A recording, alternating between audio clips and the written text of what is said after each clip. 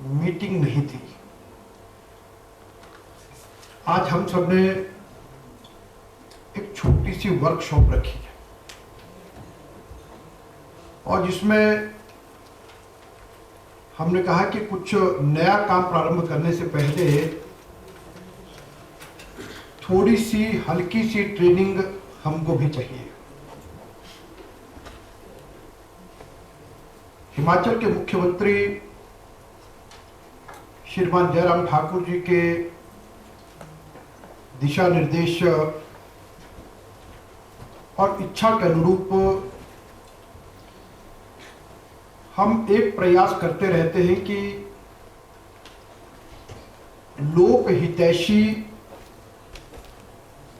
जनप्रिय और जिससे जनता की समस्याओं का समाधान जल्द निकल सके,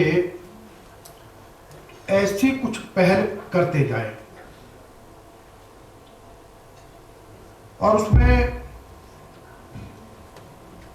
परिवहन विभाग ने ये विचार किया कि हमको टेक्नोलॉजी का लाभ लेना चाहिए और उसके कारण से हम प्रदेश की जनता को और परिवहन क्षेत्र से सीधे तौर पर जुड़े लोगों को भी सुविधा प्रदान कर सके। और इसलिए अनेक प्रकार की परिवहन संबंधी सेवाएं, चाहे वो हमारी एसटीए होती है, आरटीए होती है, इन सभी सर्विसेज को ऑनलाइन करना और जिसका नाम हमने रखा कि ई परिवहन व्यवस्था लागू करेंगे। और अभी तक की जो जानकारी है उसके अनुसार देश में हिमाचल प्रदेश ई परिवहन व्यवस्था को प्रारंभ करने वाला पहला राज्य बनने वाला है। गत दिनों में मंत्रिमंडल की बैठक में भी इस विषय पर चर्चा हुई और हमने माननीय मुख्यमंत्री जी को कहा कि आपके अनुसार हमारा सॉफ्टवेयर तैयार है तो प्रदेश में इसको प्रारंभ करें। तो मंत्रिमंडल के सभी सहयोगियों का एक सुझाव आया कि क्यों ना पहले प्रदेश में कुछ जगह पर इसको पायलट आधार पर चलाएं और उसके बाद जब पायलट आधार पर 15-20 दिन तक चलेगा तो उसके आधार पर क्या अनुभव उसके आते हैं तो फिर माननीय मुख्यमंत्री समय लेकर के पूरे प्रदेश के लिए इसको अच्छे से लॉन्चिंग करवाएंगे। तो अभी हमने ये निर्णय लिया है कि 27 तारीख से ये ऑनलाइन सेवाएं हम प्रदेश के 2 बड़े जिले, जिला शिमला और जिला कांगड़ा में प्रारंभ करने वाले हैं।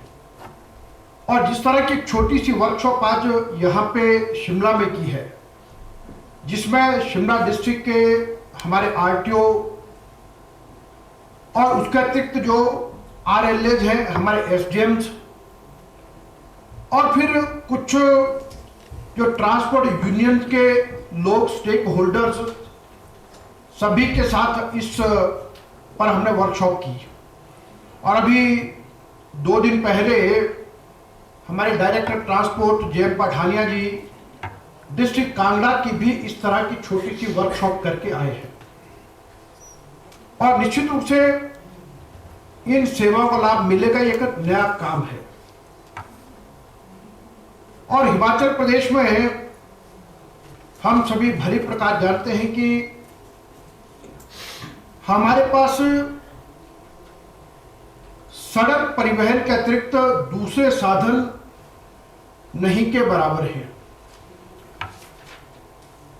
हमारी 70 लाख की पॉपुलेशन है, जिसमें लगभग 2,76,000 हमारे पास ऑपरेटर्स हैं, वो किसी भी क्षेत्र के हैं। और इतने परिवार जो सीधा सीधा जिनका रोजगार इससे जुड़ा है। और यदि हम ये कहें कि एक परिवार में 4-5 लोग हैं तो लगभग 12-15 लाख के करीब इतने लोगों का रोजी और रोटी का संबंध सीधा इससे जुड़ा है, जो शायद सबसे अधिक रोजगार देता है ये परिवहन क्षेत्र।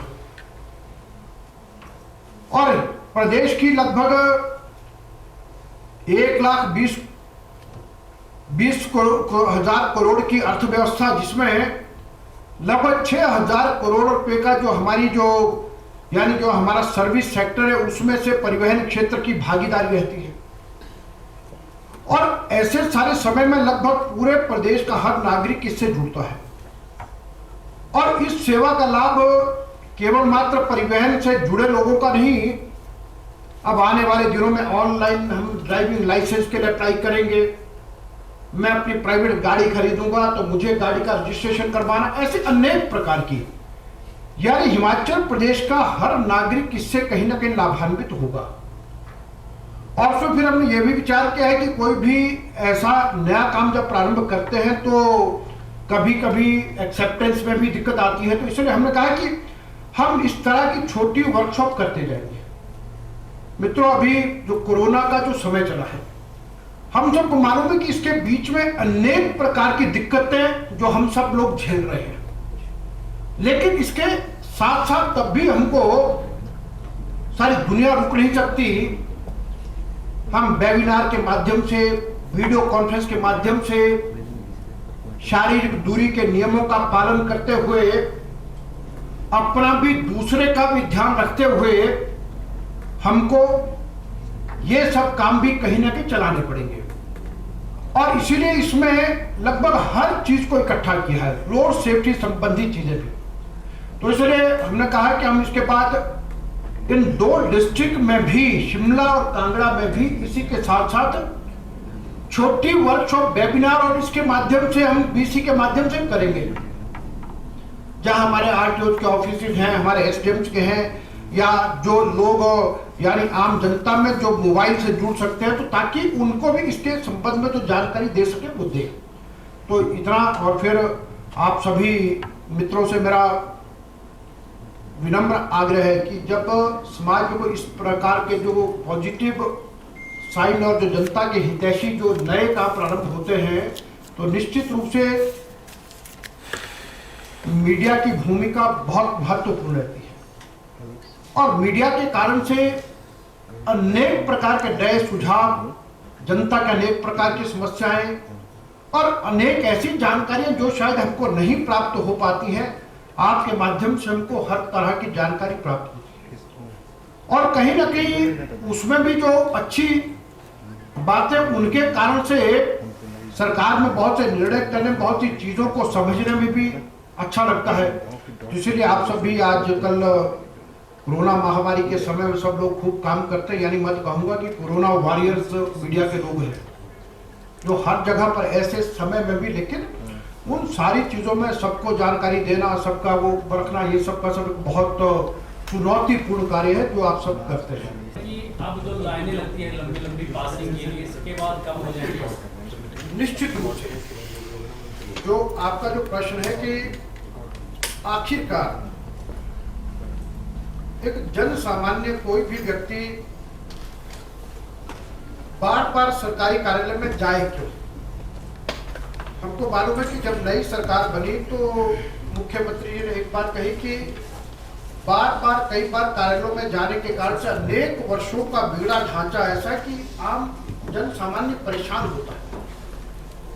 तो इसीलिए ये कि जब ऑनलाइन और जब ज्यादा मिलना जुलना, यानी कि आप अधिकारी हैं, कर्मचारी हैं, उनकी दया के भरोसे बैठे हैं, और फिर कई बार देखिए कितना एक जो जवाब अक्सर मिलता है कि कल आना, आज नहीं, परसों आना, लेकिन कोई व्यक्ति गांव से पैसा खर्च करके पहुंचा है, उसको आप कहें कल आओ, परसों आओ, तो कितनी दिक्कत है।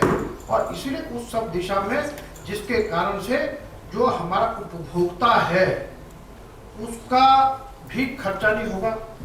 आज भी कोई गाड़ी लेकर आ रहा, कोई बस का किराया भर के आ रहा, और फिर बाकी और कई प्रकार की कमियां जिनको मैं यहाँ नहीं कहूंगा, वो हम सब लोग भारी प्रकार जानते हैं, उन सब चीजों से इसमें निजात मिलेगी और इसीलिए इसको हमको बहुत तेज गति अच्छे से सबको प्रशिक्षित करके हमको यह अपनाना यानी सबके लाभ में रहेगा। सर जी जी सर, हिमाचल में सर परिवहन निगम के 250 रूट है सर, 1500 रूटों पे सर बसें चल रही है, तो बाकी सर अब किराया भी बढ़ गया, तो सर बाकी रूटों पे सर बस कब चलेगी सर? देखिए, आपने जो कहा ये समय बहुत चुनौतीपूर्ण है।